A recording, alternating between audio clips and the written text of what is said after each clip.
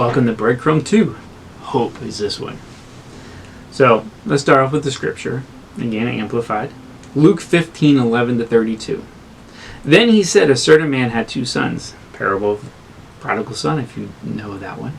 The younger of them inappropriately said to his father, give me the share of the property that falls to me. So he divided the estate between them. A few days later, the younger son gathered together everything that he had and traveled to a distant country. And there he wasted his fortune in reckless and immoral living.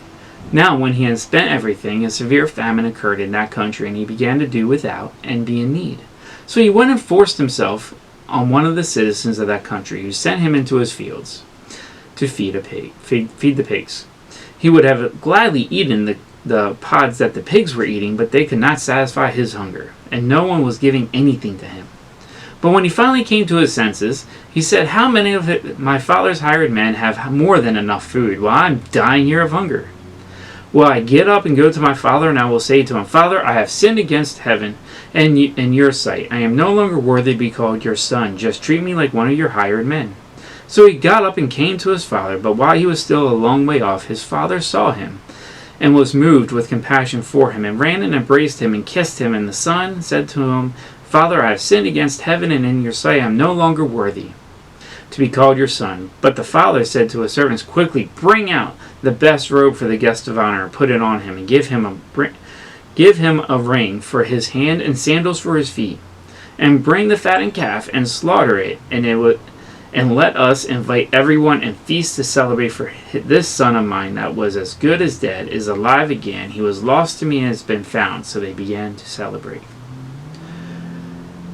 So we're going to start with the question. And again, pause it so you can think of an answer, because this is interactive a little bit. Think of a time that you were in a crisis, a time where what you wanted to do did not match up with your plans or hope. Think of how it was resolved and who in the event got what they wanted. Again, think of a crisis, a time, it could be a mental, emotional, physical, spiritual, some type of crisis.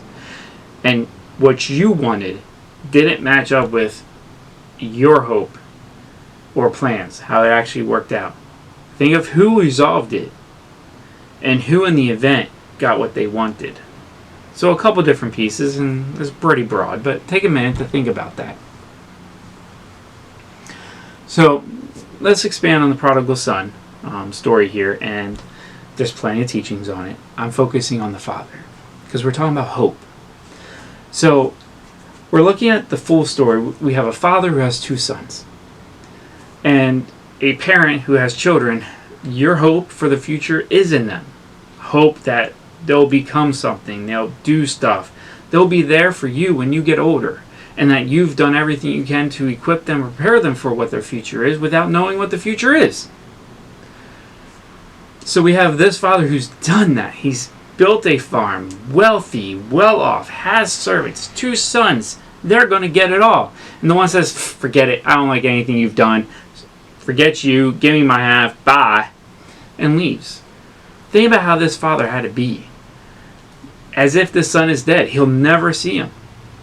Walking past his room, never being able to say good morning to him, never be able to say good night again, never being able to embrace him and ask him, how was your day? Where's your struggles? What can I do for you? Not just sitting on the back porch somewhere and just being in the same room together.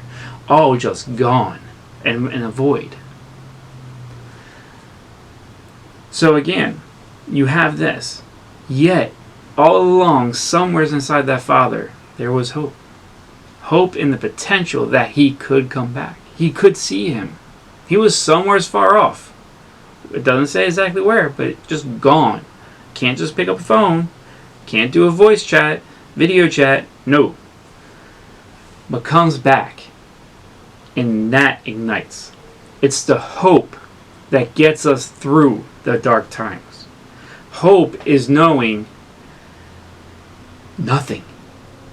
Faith is there's a light at the end of this dark tunnel.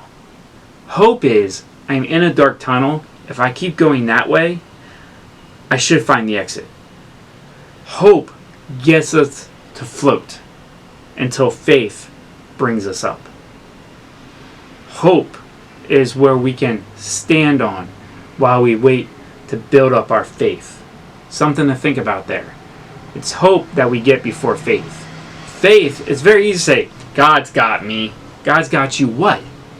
What's he got you? How? Why does he need to get you? But having hope that I will get my dreams. You might not know how or the next steps, but eventually a revelation will come and you can build your faith on the word God gives you, or the idea, or the inspiration. Hope keeps you afloat until you can grab onto it. So I'll leave you off with this question. Again, this one's a little short one. Think of a crisis you were in, big or small. What were your first thoughts? Then reflect on your wish for getting it resolved. Lastly, think of how long it took from start to finish to work itself out. So a crisis, maybe a crisis with a friend, a dispute with a loved one, a spouse, a child. What were your first thoughts when that crisis hit you? Was it to run, hide, panic? Then what was your wish? What was your best wish for how it would get resolved? And then how long did it take? Did it just like that? Or did it take some time?